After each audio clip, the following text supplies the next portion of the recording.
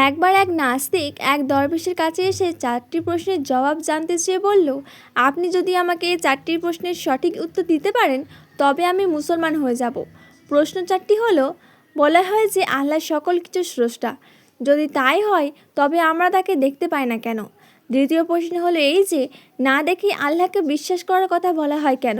তৃতীয় প্রশ্ন, ইবলিস তথা জিন জাতি আগুনের তৈরি, সুতরাং ওরা জাহান্নামের আগুনে কীভাবে পড়বে, অর্থাৎ আগুনকে আগুন দিয়ে কীভাবে পোড়ানো যাবে? চতুর্থ এবং শেষ প্রশ্নে সে বলা হয় যে আল্লাহর ইচ্ছা ছাড়া কিছুই হয় না, তাই যদি হয় তবে মানুষ তার কৃতকর্মের জন্য শাস্তি পাবে কেন? দরবেশ প্রশ্নগুলো শুনে নাস্তিক লোকটিকে ক্রোধ দেখিয়ে পাশে পড়ে থাকা একটি মাটির ঢেলা হাতে নিয়ে ওই নাস্তিক লোকটিকে ছুঁড়ে মারলেন। এতে লোকটির মাথায় আঘাত লেগে ফেটে গেল। তখন দরবেশ বললেন, এ হচ্ছে তোমার 4টি প্রশ্নের জবাব। অতঃপর মাটির ঢেলার আঘাতে আহত নাস্তিক লোকটি আদালতে গিয়ে কাজীর দরবারে দরবেশের বিরুদ্ধে মামলা দায়ের করল। কাজী ওই নাস্তিকের বিবরণ শুনে দরবেশকে জিজ্ঞাসা করলেন, আপনি ওই ব্যক্তির প্রশ্নের জবাব না দিয়ে এভাবে মারলেন কেন?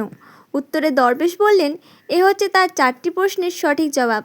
এর দ্বারা তাকে আঘাত করা আমার উদ্দেশ্য ছিল না, ছিল ছুঁড়ে কীভাবে প্রশ্ন 4টির জবাব দেওয়া হলো এ রহস্য উদ্ঘাটন করার অনুরোধ করা। দরবেশ বললেন, লোকটির প্রথম প্রশ্ন ছিল আল্লাহ সব কিছু সৃষ্টি করেছেন, অথচ তাকে দেখা যায় না কেন? জবাব হলো, ঢেলার আঘাতে এ ব্যক্তি ব্যথা পাওয়ার কথা বলছে। ব্যথা যদি অস্তিত্ব থেকে থাকে তবে তা দেখা যায় না কেন? ব্যথা বিদ্যমান থাকা সত্ত্বেও যেমন তার চোখে দেখা যায় না, তেমনি আল্লাহ অস্তিত্বশীল হলেও তাকে চর্মচোখে দেখা যায় না। তার দ্বিতীয় প্রশ্ন ছিল, আল্লাহকে না দেখে বিশ্বাস করব কেন? চোখে না দেখে যদি ব্যথার কথা বিশ্বাস করা যায় তবে আল্লাহকে না দেখে বিশ্বাস করতে অসুবিধা কোথায়? তার তৃতীয় প্রশ্ন ছিল, শয়তান ও জিন আগুনের তৈরি হয়েও জাহান্নামের আগুনে পড়বে কীভাবে? তার উত্তর হচ্ছে, মানুষও তো মাটির তৈরি। মাটির তৈরি মানুষকে যদি মাটির ঢেলার আঘাতে ব্যথা দেওয়া যায় তবে আগুনের তৈরি জিনকে আগুনে পোড়ানো যাবে না কেন? তার চতুর্থ প্রশ্ন ছিল, আল্লাহর ইচ্ছা ছাড়া কোনো কিছুই ঘটে না, তাহলে মানুষের কৃতকর্মের জন্য মানুষকে শাস্তি দেওয়া হবে কেন? উত্তর হচ্ছে, আল্লাহর ইচ্ছায় যখন সব কিছু হয় তবে ঢেলা ছোঁড়া, তার গায়ে আঘাত লাগা, রক্তপাত, ব্যথা সবই তো তার ইচ্ছেতেই হয়েছে।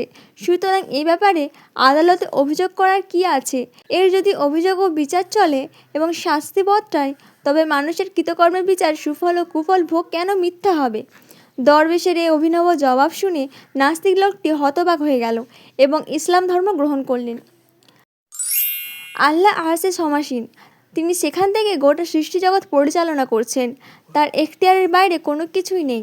তাকে না দেখে বিশ্বাস করার নামই ঈমান। সব কিছুই তার আয়ত্তাধীন।